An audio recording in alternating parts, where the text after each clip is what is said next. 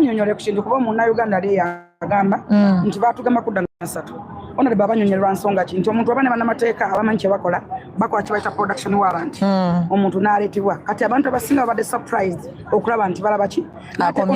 yayimirira we yali avaayo n'agamba tugenda kuteekamu okusaba mu high court because guno omusango guwulira high court si court nto ne 13 tujja kuddayo eri naye tewali kigenda kubeera nnyo kyamaanyi because omusango wa high court so omuntu ale yalaba naddala batamanyi mateeka yayina endowooza ayina empulira ye aba alinda kiri because bafollowinga nga like analog basigala ku analog so tweyanziza nnyo honorable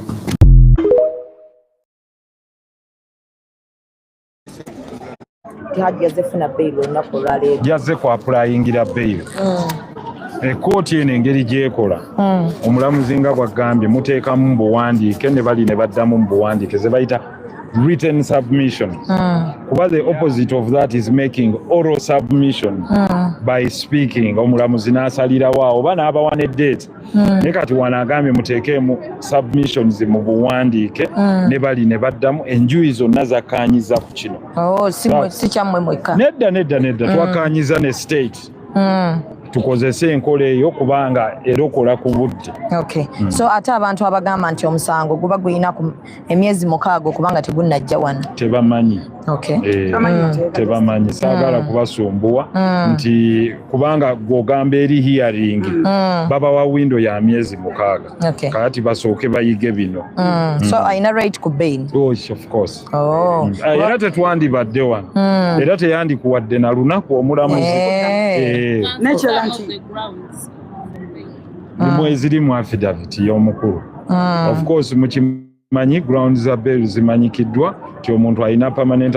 place of abode wabeera alina star substantive sureties tajja kwenyigira mu kutaataaganya bujulizi nezo ezigwa mu koweri ali mu advanced age n'ebirala so ebadde process olwaleero wanje leero tubadde tutandika process ya bail yes absolutely baba nyonyole kushinda kuba munna Uganda ali yagamba nti batugamba kudda nasatu ono le baba nyonyolwa nsonga ki nti omuntu abane banamateeka abamanyi kye bakola bakola kibaita production warrant omuntu n'aleetebwa kati abantu abasinga babadde surprised okulaba nti balaba ki yayimirira we yali avaayo n'agamba tugenda kuteekamu okusaba mu high court because guno omusango guwulira high court si court nto ne 13 tujja kuddayo eri naye tewali kigenda kubeera nnyo kyamaanyi because omusango wa high court so omuntu ale yalaba naddala batamanyi mateeka yayina endowooza ayina empulira ye aba alinda kiri because bafollowinga nga like analog basigala ku analog